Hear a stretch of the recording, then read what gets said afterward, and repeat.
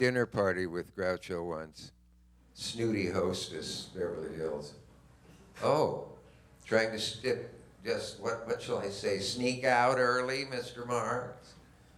And he said, I had a wonderful evening, but this wasn't it.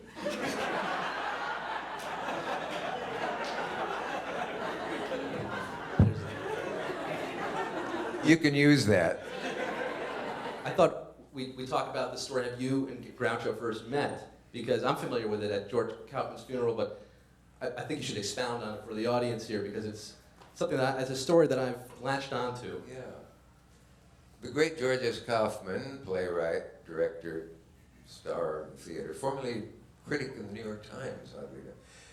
He was Groucho's god. And Groucho, and many people's in comedy, he was called the gloomy dean of comedy. He had a lot of high black hair sort of piled up that was sort of amusing looking, and he looked very sour and solemn. Oh, I gotta tell you this, I wasn't going to. Please. There was a show called This Is Show Business. I never missed it. Live panel show from New York. 3 experts and a guest would come out and sing or juggle or whatever, present a problem to the panel. Then this night it was Eddie Fisher, went out and sang Oh My Papa, or whatever, and then came back and presented his problem to the panel, which was, I'm so young, I'm still really technically a teenager, and the girls at the Copa where I work won't go out with me. That was his problem. Mr. Kaufman. Mr. Fisher, on Mount Wilson, there is a telescope that can magnify the stars up to 8 times the magnification of any previous optical instrument of that sort. And Mr. Fisher, on Mount Palomar, there's an even more remarkable instrument that can magnify the stars 4 times the power of the Mount Wilson telescope, an enormous gain for science. People are going, where's he going with it? And Mr. Fisher, if you could somehow put the Mount Wilson telescope inside the Mount Palomar telescope, you still wouldn't be able to detect my interest in your problem.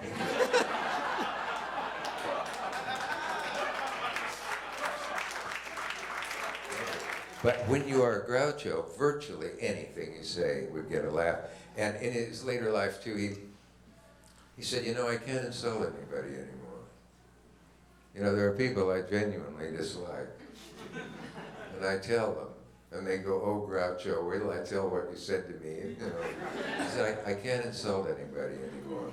And in that vein, thank you for encouraging me to go on. Yes. A hotel dining room lunch, Hollywood.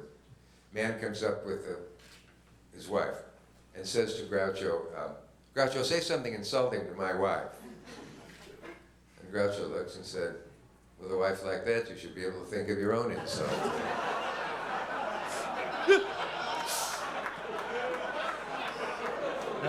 Nobody better. Now, here's the critic James Agee wrote years ago in his book on film. I often wonder if all of an audience gets Groucho's weirdest curves. And that phrase stuck in my mind. Yeah.